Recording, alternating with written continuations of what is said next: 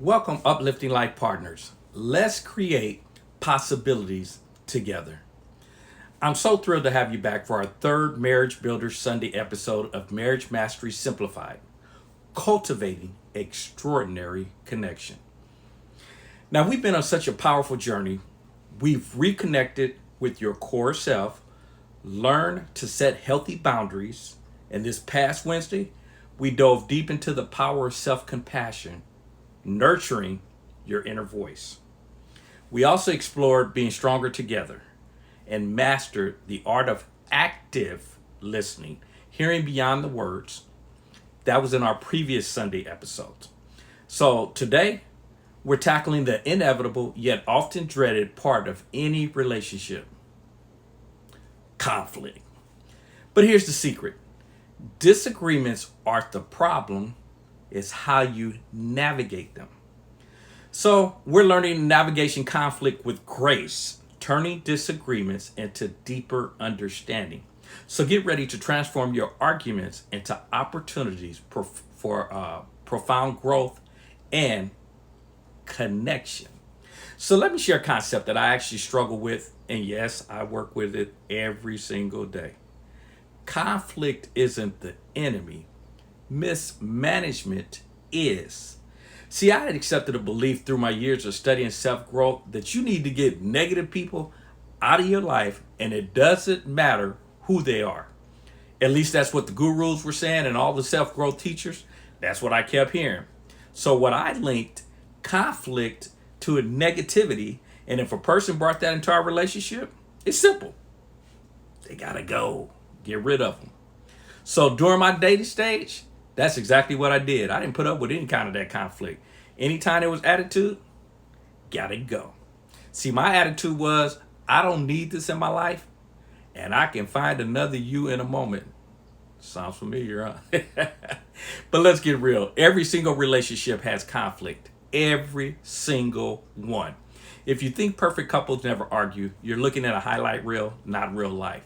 The goal isn't to eliminate conflict, is to learn how to navigate it with grace, or some just recognize it for what it is: a difference of opinion. And guess what? Everyone has a right to their own. But don't misunderstand me. There are people that are negative and draining and dependent on their position in your life. You may need to get them out of your life, or at least reduce the amount of exposure they have to you. Now, this brings me to one of my mottos that you may have heard or seen on a t-shirt or one of our hoodies. It ain't right. It ain't wrong. It's my opinion. Now, the way I came up with this concept is I have a family member, I ain't gonna say no names, who has a high position in the hierarchy of people in my life.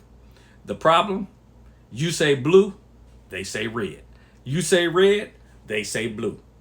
They do this no matter what the topic is, even if it's something that we supposedly even agree on.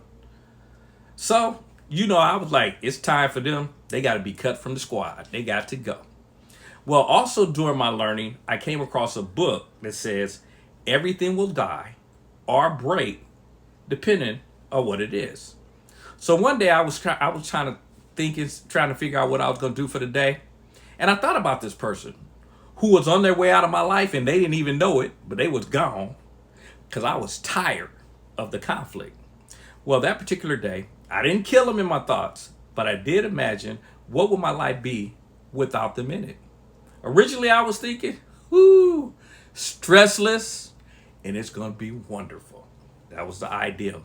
Then I remembered the values and the experiences they brought to my life and realized they play a major role in creating the person I am today, even though most of the lessons that I learned to believe was to do the exact opposite of what they said. That brings me to a great life tip. This is a diamond. Everyone's teaching you something at all times, and in some instances is what you shouldn't do, but it is a lesson if you take it. Got it? So equipped mentally with the lesson of learning from everyone, I had a different conversation with myself. As was said in the comedy, Mr. Brown, he said, I said self, and myself said, huh? I had that conversation and came to a realization it's not about being right or wrong. It's about accepting the fact that people have the right to their own opinion. That moment, realization changed my that particular relationship forever. And yes, they still hold a high position in my life. Now, for some of you, you need to practice that particular exercise for those that are in your life to realize their value and allow you the opportunity to appreciate them more today before they cut you from the team.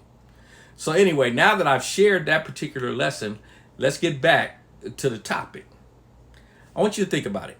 Conflict, difference of opinions, often arise from unmet needs, different perspectives, or misunderstandings.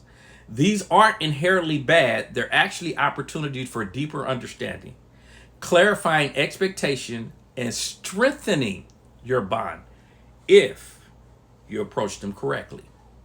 Now, when they're managed poorly, as we know, conflict can erode trust, build resentment, and create distance. But when managed with grace, it forces you to communicate, to listen. Hello.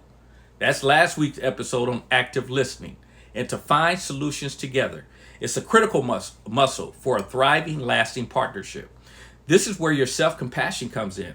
If you're grounded in yourself, you can approach conflict from a place of strength, not reaction. Okay, Uplifting Life Partners, let's break down the essential rules that will transform your conflict and experiences. These are actionable daily choices for a thriving partnership. Rule number 1, the pause.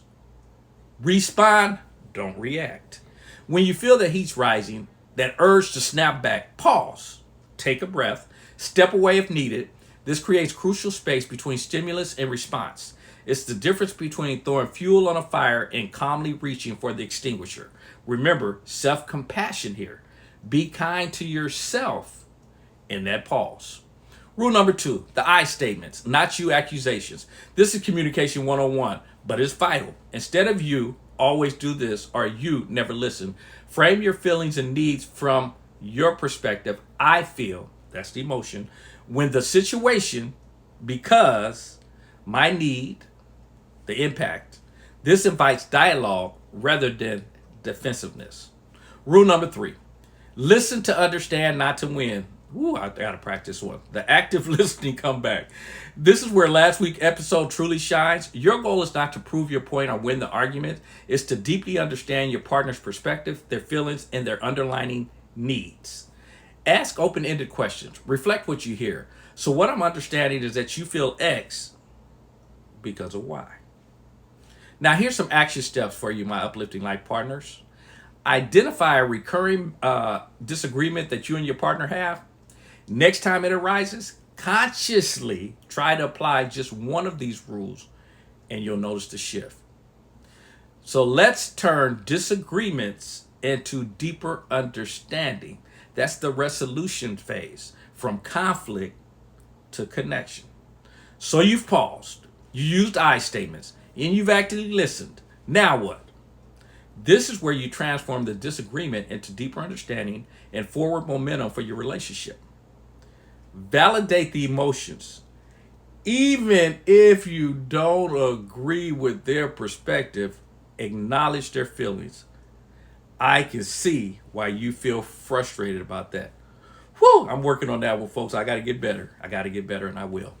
Validation is not agreement, it's empathy. Now, I'm pounding that particular statement into my subconscious mind as I said it. So let me say it again. It's not agreement, it's empathy. Whew. So let's focus on solutions together. Once both feel heard, shift to problem solving, brainstorm, solutions together. What can we do differently next time? How can we address this going forward? It's not about one person winning, but us finding a resolution. Agree to disagree gracefully. Not every conflict will have a perfect solution. Some are perpetual. For these, the goal is mutual understanding and acceptance. Okay, we see this differently, but I understand our perspective, and I love you.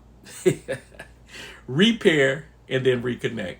After the conversation, always make an effort to reconnect. A hug, a kind word, revisiting a shared pleasant activity. Don't let the shadow of the conflict linger. Remember, Conflict is an inevitable part of choosing connection daily. We come from different backgrounds, different experiences, and that's why we'll have that. So, but if we master these tools, you're not just surviving disagreements, you're using them as powerful stepping stones to a more profound, resilient, and extraordinary love. This is how you stay stronger together. So, okay, my Uplifting Life Partners, today we've uncovered the art of navigating conflict with grace. It's about turning those challenging moments into opportunities for deeper understanding. Using the power of the pause, I statements, and active listening. This builds on your self-love journey, because when you're kind to yourself, self-compassion, and you understand your own boundaries, you can approach conflict from a place of strength and clarity, truly ready to choose connection daily.